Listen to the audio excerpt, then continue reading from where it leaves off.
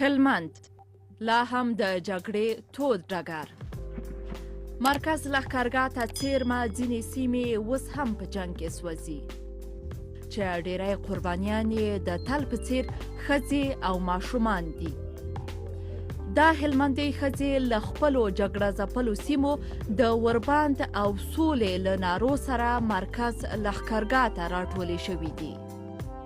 دوی کې یوه هم په همدې ولایت کې د یوه وژل سوي خبریال الیاس دایي مور او بله یې میرمن ده چې د جګړې له دواړو غاړو د سولې خواست کوي. ما دا غوښتنه ده د مور په حیث چې نورې مندې مه بروئ، نورې مندې دې الله خوندې دې الله نه بې وروره کړي، نورې سیاسرې دې الله نه تور سره کړي. ما دا غوښتنه ده چې اول اوربند بند کړي، دوهم د الله تعالی سوله راته راوړي.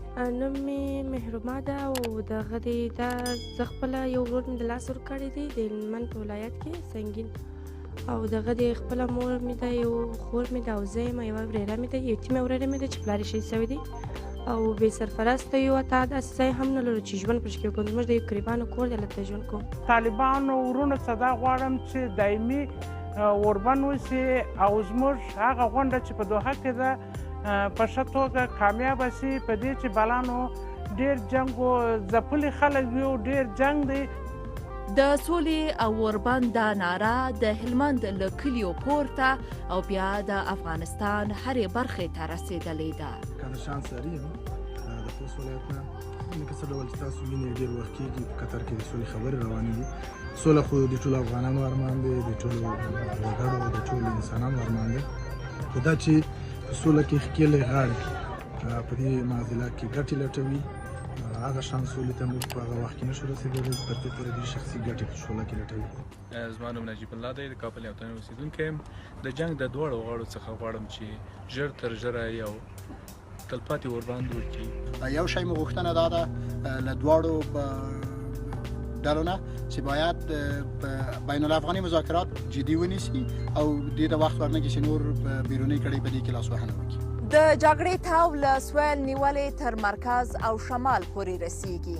په غزني کې چارواکي وایي چې د پولیسو پر یوه اډه په موټر بم چاودنه کې 3 سرتیري وژل سوي. په غزني کې بیا سیمهیز چارواکي وایي چې طالبانو په دې ولایت کې 2 سرتیري په ډزو وژلي دي. په دې جګړه کې پر نظامیانو سربیره ملکیان هم قرباني کیږي.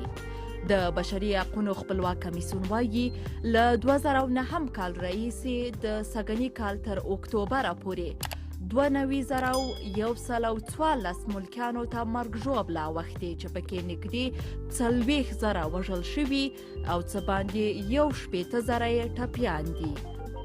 دا کمیسیون باوري دی چې تر ثبت شوو شمیر د قرباني ملکیانو شمیر لا ډیر دی.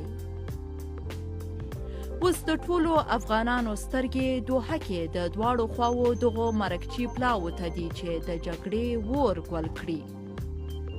تازه افغان حکومت ویلي سر له ننه به په دوحه کې د افغان سولې خبرو پر اجنډا دواړه خواوې جدي بحثونه پیل کړي. تر دې وړاندې د افغانستان اسلامي جمهوریت پلاوي ویلي وو د اجنډا په تړاو به تر ټولو لومړی او مهم بحث اوربند وي چې په ځلونو یې له طالبانو غوښتنه کړې، خو دغې ډلې لا پرې هوکړه نه ده کړې. شازیه حیا، کابل.